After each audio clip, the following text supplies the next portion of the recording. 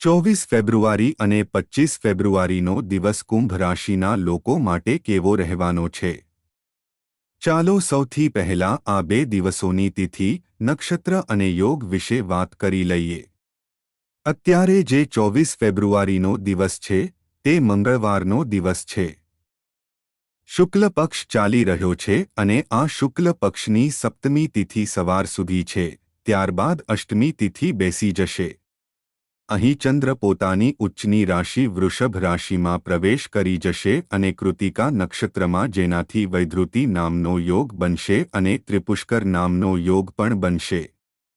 સર્વાર્થ સિદ્ધિ યોગ પણ બનશે, એટલે કે ખૂબ જ સારા યોગ આ મંગળવારના દિવસે રહેવાના છે. 25 ફેબ્રુઆરી બુધવારનો દિવસ શુક્લ પક્ષની નવમી તિથિ અને દશમી તિથિ લાગશે. ચંદ્ર વૃષભ રાશિ પોતાની ઉચ્ચની રાશિમાં હશે.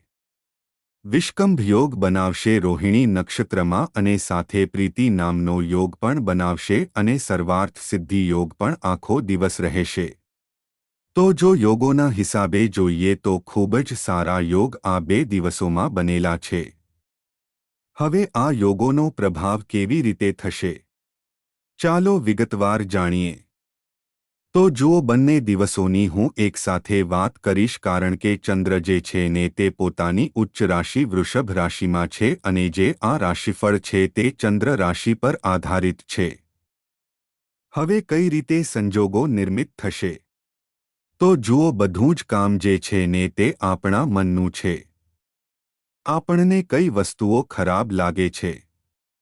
આપણને કઈ વસ્તુઓ સારી લાગે છે? આપણે કઈ વસ્તુઓથી ખૂબ જ જલ્દી પરેશાન થઈ જઈએ છીએ?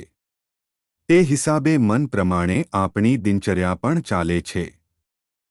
હવે ચંદ્રની સ્થિતિ બહુ સારી છે. વૃષભ રાશિમાં ચંદ્ર છે અને વૃષભ રાશિ એટલે હવે ચોથા ઘરમાં. પહેલી વસ્તુ તો કાલપુરુષ કુંડળીમાં ચોથું ઘર ચંદ્રનું જ છે અને હવે પોતાના સૌથી પ્રિય નક્ષત્રમાં સૌથી પ્રિય રાશિ જે એમની ઉચ્ચની રાશિ છે ત્યાં બિરાજમાન છે. વિશ્વાસ માનો, તમારું સ્વાસ્થ્ય ખૂબ સારું રહેશે. બંને દિવસ હેલ્થ ખૂબ સારી રહેશે. જો કોઈ થાક જે તમે ઘણો અનુભવી રહ્યા હતા, તે થાકમાં પણ તમને રાહત જોવા મળશે. તણાવમાંથી તમને આરામ મળશે. મન ખૂબ શાંતિનો અનુભવ કરી શકશે. જે પરેશાનીઓ હતી તે પરેશાનીઓથી છુટકારો મેળવવા માટે તમે તમારી જીવનશૈલીમાં પણ થોડો ફેરફાર કરી શકશો. તો સ્વાસ્થ્યની દ્રષ્ટિએ જોવામાં આવે તો કુંભ રાશિના જાતકો માટે ઘણું સારું છે. આ ગોચર તમને તમારા આ બે દિવસોમાં ખૂબ સારા પરિણામો અપાવશે. તમે ખુશમિજાજ રહેશો અને જીવનનો ભરપૂર આનંદ લઈ શકશો. કોઈ યાત્રા પર જવાનો પણ તમે પ્લાન બનાવી શકો છો. જુઓ, ઘણીવાર જીવનમાં નાની નાની જે વસ્તુઓ છે ને તેનો જ્યારે તમે આનંદ લો છો તો તે જીવનની ખુશીઓ ખૂબ કિંમતી હોય છે અને આ નાની નાની ખુશીઓ તમને સકારાત્મકતા અપાવે છે.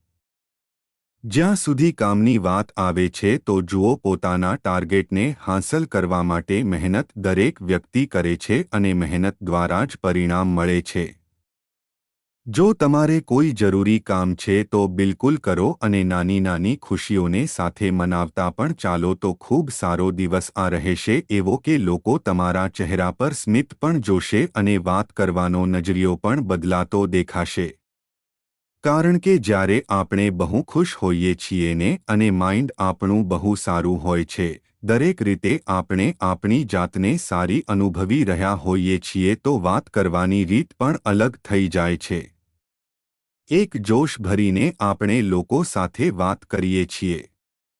આપણે લોકોને મળીએ છીએ અને આ સામેવાળી વ્યક્તિને અચાનક એવું લાગી જાય છે કે અરે ભાઈ, આને શું થઈ ગયું? તો આ જે વસ્તુઓ છે તે ક્યાંક ને ક્યાંક તમારા વ્યક્તિત્વમાં દેખાશે. ઘર પરિવાર માટે ખૂબ સપોર્ટિવ રહેશો અને આ દરમિયાન તમારો કોઈ જૂનો મિત્ર તમને તમારા કારોબારમાં નફો કરાવવા માટે કોઈ સલાહ આપી શકે છે. તો તેમની સલાહ જરૂર સાંભળો. અમલ કરવો કે ન કરવો તે તમારા હાથમાં છે.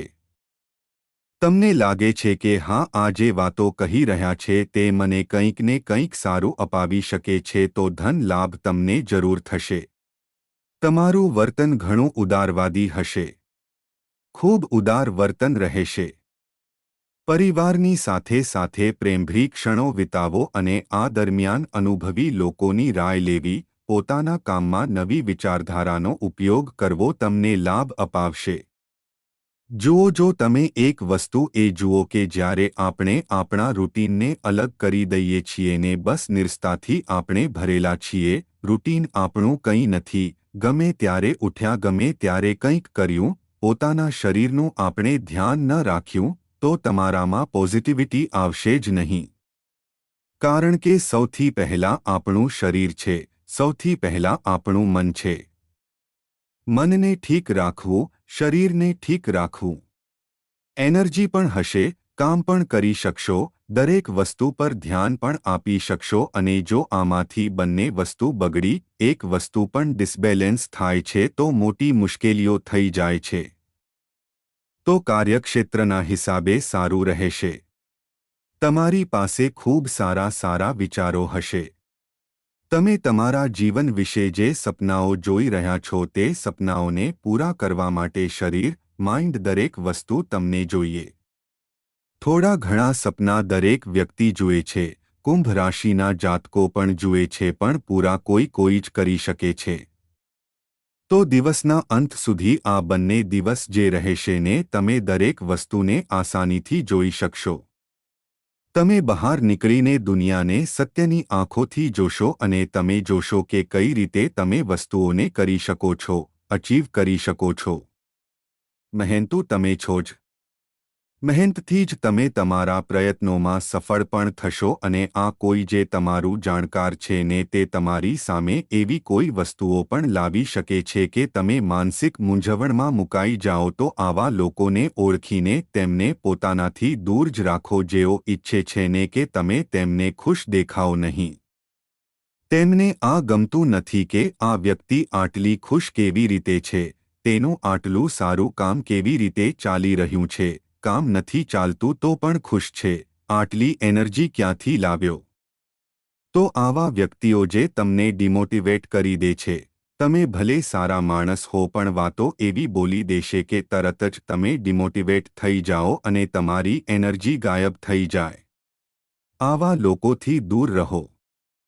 તમને ખબર છે ને કે આ વ્યક્તિ તમારો મૂડ બગાડી શકે છે, તો દૂર રહો તે વ્યક્તિથી અને જુઓ તમારા કાર્ય સારા થશે. તો તેમના ઈરાદાઓને પારખવાના છે અને પોતાના રસ્તા પર ચાલવાનું છે. સમજદારીથી કામ લેવાનું છે.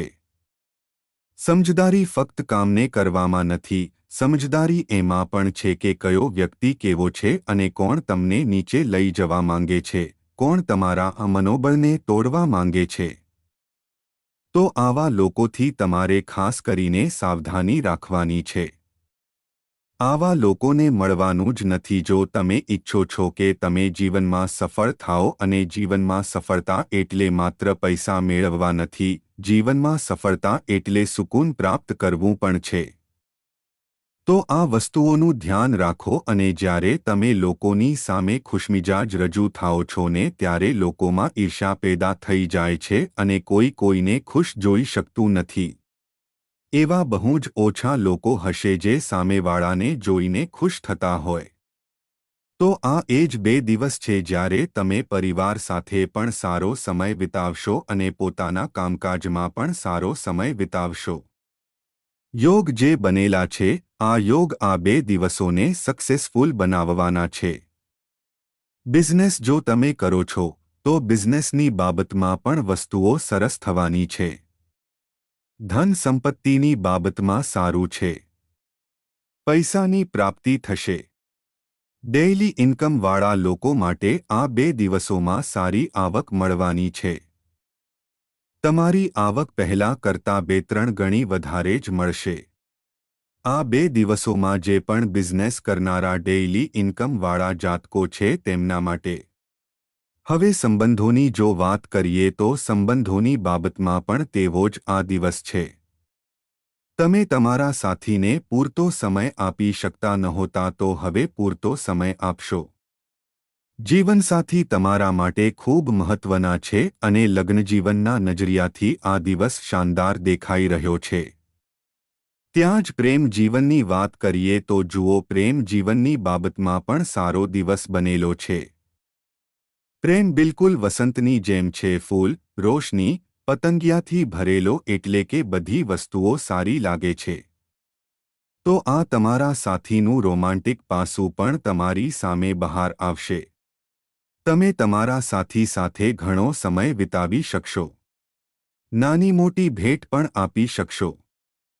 તમે તેમને કોઈ નાની ગિફ્ટ જરૂર આપો, તે આશ્ચર્યચકિત થઈ જશે. ભલે નાની જ ગિફ્ટ આપો પણ જરૂર આપો અને પછી જુઓ ખુશી કેટલી સારી છે તેમના ચહેરા પર અને તેને જોઈને તમે પણ કેટલા ખુશ છો અને ઘરનું વાતાવરણ પણ કેટલું સારું છે. તો સારી રીતે એન્જોય કરો આ 2 દિવસોને.